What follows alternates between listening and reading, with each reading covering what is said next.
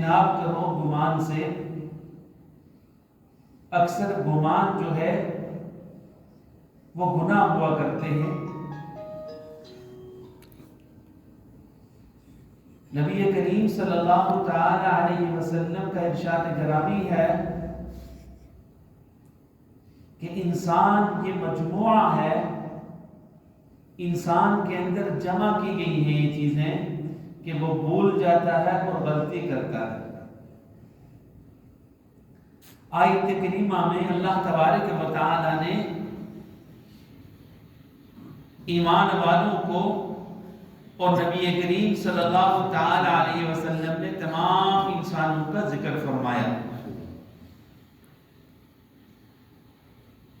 ایمان بہت بڑی چیز کا نام ہے. پھر ایمان والا ہونا اس سے کمال درجے کی بات ہے. ہر وہ آدمی جس نے کلمہ پڑھا لا الہ الا اللہ محمد رسول اللہ، یہ ایمان والا بنا. اعمال یہ بات کی بات ہے. یوں سمجھیے کہ ایک آدمی کہتا ہے میرے اکاؤنٹ میں 20 کروڑ روپیہ پڑا ہوا ہے. اس 20 کروڑ روپے کے لیے اکاؤنٹ کا ہونا ضروری ہے کہ اس کے اکاؤنٹ میں ہو. یہ کہہ سکتا ہے کہ میرے اکاؤنٹ میں ہے. اگر یہ کہا جائے وہ اکاؤنٹ کھلوانا کیا ہے تو وہ دوسرے اعتبار سے یہ کلمہ ہے لا الہ الا اللہ محمد رسول اللہ، یہ اکاؤنٹ کا کھل جانا. جب یہ اکاؤنٹ کھل گیا اس کے بعد آپ کے اعمال کے ذریعے اس میں بیلنس آئے گا، اس میں بڑھوتری ہوگی، وہ بڑھے گا، کمال درجے تک پہنچے گا. اور ایک ایک دن کا کرتے کرتے کرتے اللہ کے حضور اللہ کا مقرب بن جائے. تو عرض یہ کر رہا تھا کہ سب سے پہلے اکاؤنٹ کے کھلنے کا ہونا ضروری ہے، اور اس اکاؤنٹ کے کھلنے کے بعد کی بات اللہ تبارک و تعالی جس نے کلمہ پڑھا ہے وہ اللہ کا، اللہ کے نبی کا ہو گیا. اللہ اکبر. حدیث پاک میں آتا ہے کہ جتنی بھی خوشیاں ہیں، راحتیں ہیں، آرام ہیں، مسرتیں ہیں، آسائشیں ہیں، آرام ہیں، اطمینان ہیں، عارضی اطمینان، وہ اللہ کے حضور ہاتھ باندھ کر کے کھڑے ہوتے ہیں. اور رب تعالی جل مجدہ وہ جو دنیا کی آسائشات و آرام ہیں، اللہ تبارک و تعالی ان کو ان کی طرف متوجہ کرتے ہیں جو اللہ تبارک و تعالی کے مخالف ہیں. وہ جو ظلم کرنے والے ہیں ان کی طرف متوجہ ہوتے ہیں، اللہ ان کی طرف دیکھتے ہیں. کیوں؟ کہ وہ عارضی ہیں، ختم ہو جانے والی ہیں. اور جب کوئی تکلیف ہے، کوئی غم ہے، کوئی مصیبت ہے، کوئی آزمائش ہے، وہ اللہ کے حضور پہنچتی ہیں تو رب تعالی جل مجدہ اپنے پیاروں کی طرف ان کو متوجہ کرتا ہے. غم آ رہا ہے، مصیبت آ رہی ہے، پریشانی آ رہی ہے، اس غم میں، مصیبت میں، پریشانی میں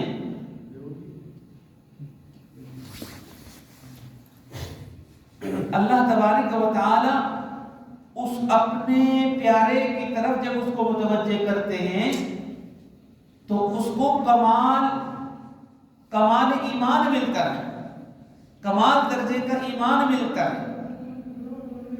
اس نے کیا پڑھا تھا؟ لا الہ الا اللہ محمد رسول اللہ. پھر آزمائش آ گئی، کوئی تکلیف آ گئی، اس آزمائش پر، اس تکلیف پر، اس غم پر یہ صبر کرے گا. اب اس کا صبر کرنا اللہ کے حضور اس کو مقام دلانے کا باعث بن جاتا ہے. حدیث پاک میں آتا ہے اللہ تبارک و تعالیٰ فرماتے ہیں میرے بندوں میں بہت سارے وہ بندے جو عبادات میں اس کمال تک نہیں پہنچ سکتے، لیکن جب اس کو کوئی آزمائش ملتی ہے، اس کے آزمائش کے اوپر جو یہ بندہ صبر کرتا ہے، رب تعالیٰ جل مجدہ اس کو وہ مقام دے دیتے ہیں، اللہ تبارک و تعالیٰ اس کو وہ مرتبہ دے دیتے ہیں، اللہ تبارک و تعالیٰ اس کو مقام دیتے ہیں۔ میرے دوستو، اللہ تبارک و تعالیٰ کتنے کریم ہیں، رب تعالیٰ جل مجدہ کتنا عفو درگزر کرنے والے ہیں اس ایمان والے کے ساتھ، کہ جب اس نے کلمہ پڑھا تو نبی کریم صلی اللہ تعالی علیہ وسلم نے فرمایا کہ اللہ تبارک و تعالیٰ نے، آپ کرسی چاہیے جی وہ اس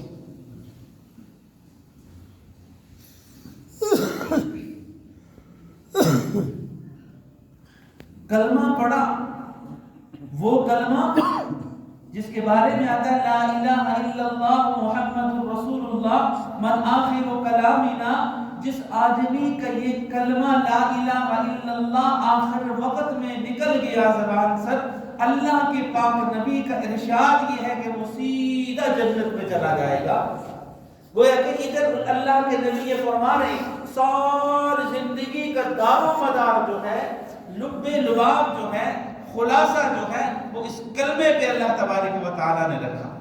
اور دوسری طرف بھی یہ بات میں نے آپ حضرات کے سامنے عرض کر دی کہ جو آزمائش، امتحان، ابتلا آتی ہے وہ اللہ تبارک و تعالیٰ اپنے پیاروں پہ بھیج کر ان کو مقام اور مرتبہ دیتے ہیں، ان کو اپنے حضور ایک مقام عطا کرتے ہیں جب ان پر کوئی آزمائش آ جاتی ہے۔ آپ دیکھیں، آپ ایمان والا ہے، اس نے کلمہ پڑھا ہے، کلمہ پڑھنے کے بعد وہ وضو کر رہا ہے، اللہ کے پاک پیغمبر جناب رسول اللہ صلی اللہ تعالی علیہ وسلم کا ارشاد گرامی ہے، ہاتھ سے وضو کر رہا ہے، پانی گر رہا ہے، تم گرتے پانی کو دیکھ رہے ہو، لیکن ہاتھوں سے کیے جانے والے گناہوں کو میں معاف کر کے اس کو دھو رہا ہوں، صاف کر رہا ہوں جو اس نے اپنے ہاتھوں سے کی۔ چہرے پہ مر رہا ہے، چہرے پہ یہ پانی لگا رہا ہے، چہرے سے گناہ معاف ہو رہے ہیں، ہاتھوں پہ لگا رہا ہے، ہاتھوں سے معاف ہو رہے ہیں، پاؤں پہ لگا رہا ہے، معاف ہو رہے ہیں۔ فرمایا یہ گناہوں کی معافی کا بہترین ذریعہ اللہ نے وضو کے طور پہ دے دیا۔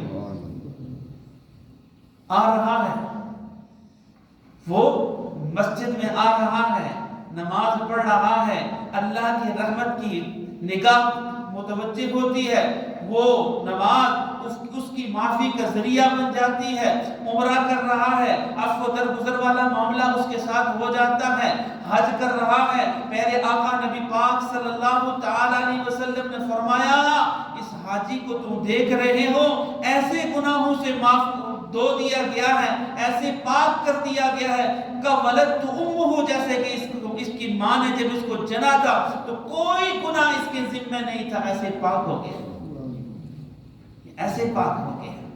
تو یہ ساری کی ساری وہ چیزیں ہیں جو اعمال کے ذریعے جب اس نے کلمہ پڑھا ہوا ہے تو کلمے کے صدقے اللہ تبارک و تعالی جب اس کے دل میں طلب ہوتی ہے، تڑپ ہوتی ہے، ایمان ہوتا ہے، اس ایمان کے صدقے اللہ تبارک و تعالی اس کے گناہوں کو معاف کر دیتے ہیں، اس کے گناہوں کو معاف کر دیتے ہیں۔ یہ چیز اس نے کلمہ پڑھا ہوا ہے، کیا کیا ہوا ہے؟ لا الہ الا اللہ محمد رسول اللہ پڑھا ہوا ہے، اب یہ گھر سے نکل رہا ہے، اس کا گھر سے نکلنا اس کی گناہوں کی معافی کا سبب بنے گا۔ کیسے بنے گا؟ جب امام الانبیاء جناب حضرت محمد رسول اللہ صلی اللہ تعالی علیہ وسلم نے جیسے نکلنا بتایا ویسے نکلے گا، گناہوں کی معافی کا ذریعہ بن جائے گا۔ کلمہ پڑھا ہوا ہے، اب یہ جا رہا ہے، وہ جاتے جاتے اس کو کانٹا لگ جاتا ہے، کانٹا چبھ جاتا ہے، اللہ کی قسم اٹھا کر کے کہتا ہوں حدیث پاک میں آتا ہے یہ کانٹا لگنا، کانٹے کا چبھ جانا اس کے گناہوں کے معافی کا سبب بن جاتا ہے۔ جب یہ کیا کرتا ہے، میں تو اپنے آقا نبی کریم صلی اللہ تعالی علیہ وسلم کا کلمہ پڑھا ہوں، یہ مجھے کانٹا چبھا ہے، اس کانٹے کا چبھنا بھی اس کے درجات کی بلندی کا باعث بنتا ہے۔ لیکن تڑپ ہونی چاہیے نا، اس کے دل میں احساس ہونا چاہیے نا، یہ شدت احساس یہ ہے کہ میرے آقا نبی پاک صلی اللہ تعالی علیہ وسلم نے مجھے، اس کا حکم یہ ہے کہ کوئی چیز راستے میں پڑی ہوئی ہے جو دوسرے انسان کو تکلیف کا باعث بنے گی، میں اس راستے سے اس تکلیف کے چیز کو ہٹا دیتا ہوں، یہ چیز ہٹ گئی، اللہ تبارک و تعالیٰ نے اس کو کمال یہ عطا فرمایا کہ اس کے گناہوں کے معافی کا سبب اس کی اس اذیت والی چیز کا اٹھایا جانا بن جاتا ہے۔ اس نے تکلیف دوسرے ایمان والے کو، دوسرے نمازی کو، دوسرے کلمہ والے کو وہ تکلیف ہوگی، کوئی چیز ہے، کوئی کانٹا ہے، کوئی پتھر ہے، وہ چیز اس کے دماغ میں کھٹک رہی ہے کہ آنے والا نمازی اس کے ساتھ اس کی ٹکر ہو جائے گی، اس کے گناہوں کی معافی کا سبب وہ بن جاتا ہے۔ کلمہ پڑھا ہوا ہے، کیا کیا ہوا ہے؟ کلمہ پڑھا ہوا ہے۔ اچھا، حدیث پاک میں آتا ہے یہ وہ چیزیں ہیں جس نے کلمہ پڑھا ہوا ہے، لا الہ الا اللہ محمد رسول اللہ۔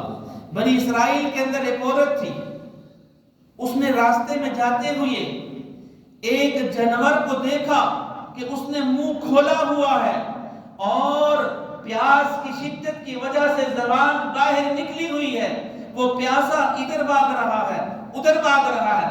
وہ عورت ہے جو انتہائی گناہگار ہے، بدکار ہے، سیاکار ہے، ہونے بدکار کے باوجود سیاکار ہونے کے اس عورت کے دل دماغ میں یہ بات آئی، اللہ کی مخلوق تو ہے نا۔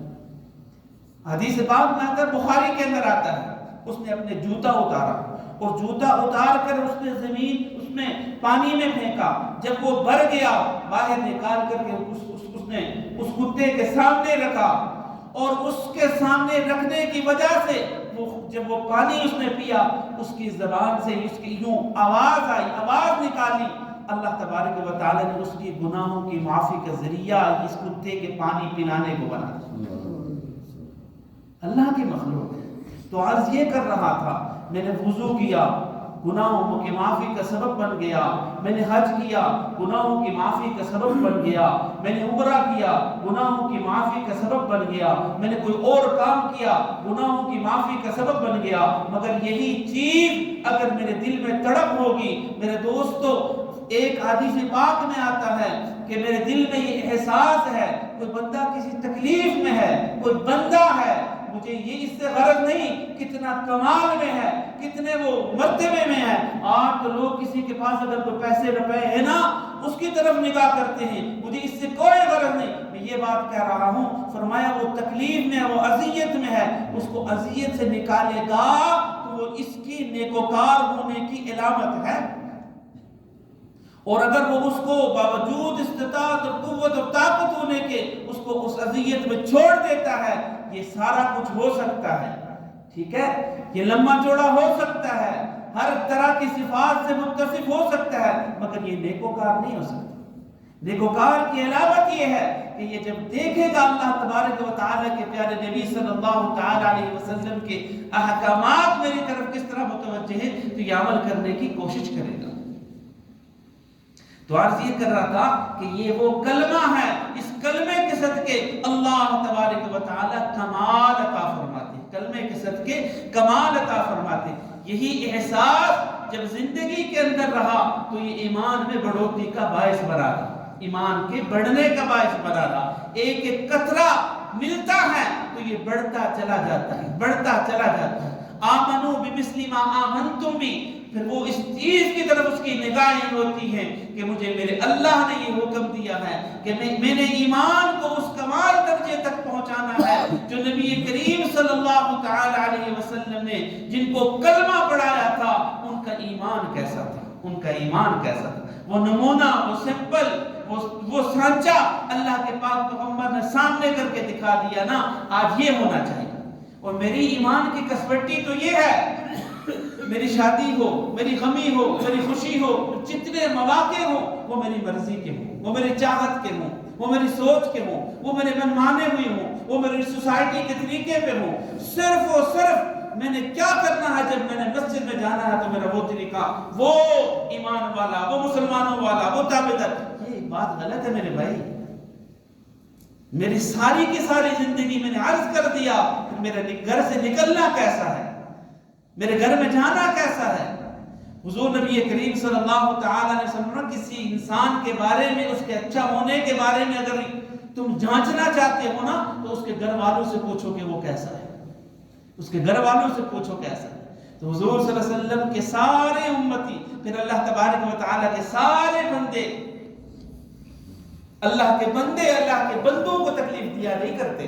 اللہ کے بندے اللہ کے بندوں کو اللہ تبارک و تعالیٰ فرماتے ہیں یہ میری عیال ہے، یہ جو مخلوق ہے میری عیال ہے. مخلوق اللہ کی عیال ہے، اللہ کا کنبہ ہے، اور اگر کنبہ تکلیف میں ہے تو اللہ کیسے راضی ہوگا؟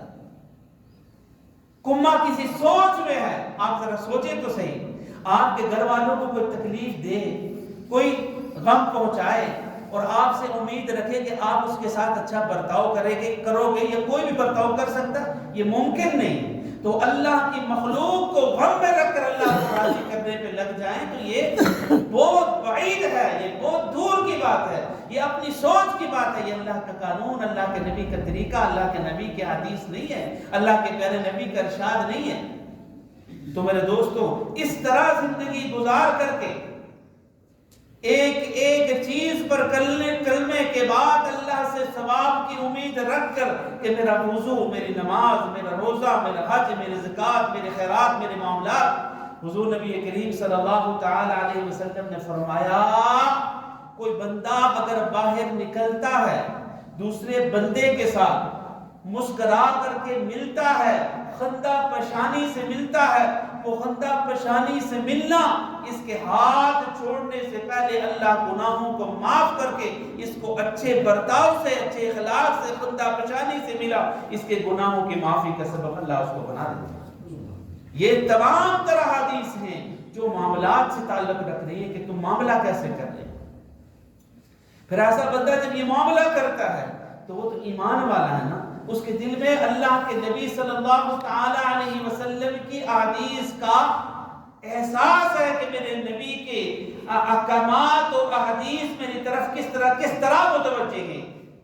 فرمایا جب اس کا دنیا سے جانا ہوتا ہے، جب یہ دنیا سے جانا بنتا ہے تو اللہ تبارک و تعالی ملک الموت جو اس کے پاس آتا ہے، حضرت اسرائیل علیہ السلام جو اس کے پاس آتے ہیں، اس کو مطلع کرتے ہیں کہ بھئی تیرا آخری وقت آ گیا.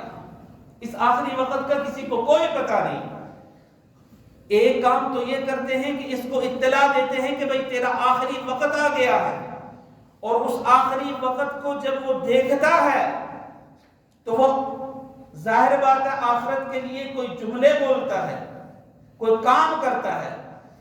دوسری بات حضرت اسرائیل علیہ السلام آ کر کے جو کرتے ہیں، فرمایا جو شیاطین آخری وقت میں یہ کوشش کر رہے ہوتے ہیں کہ یہ انسان دنیا سے کلمہ لے کے نہ چلا جائے، وہ فرشتے آ کر کے ان کی ڈیوٹی یہ لگاتے ہیں کہ شیطان کے حواریوں کو، اس کی جماعت کو اس کے قریب نہ آنے دینا.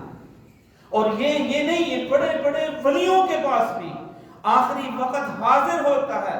بچتا وہ ہے جو احساس رکھتا ہے، جو نبی پاک صلی اللہ تعالی علیہ وسلم کی تعلیمات کو ملحوظ و مرکوز رکھتا ہے کہ میرے آقا نبی پاک صلی اللہ علیہ وسلم، وہ محبت سے لیتا ہے کہ میرے آقا کی تعلیمات. فرمایا وہ اس وقت اللہ تبارک و تعالی اس کی حفاظت فرماتے. ایک جماعت تو وہ ہوتی ہے جو شیاطین کو اس کے قریب نہیں آنے دیتی، اور دوسرا یہ ہے کہ اس کو کلمہ یاد دلاتی ہے، آخرت یاد دلاتی ہے.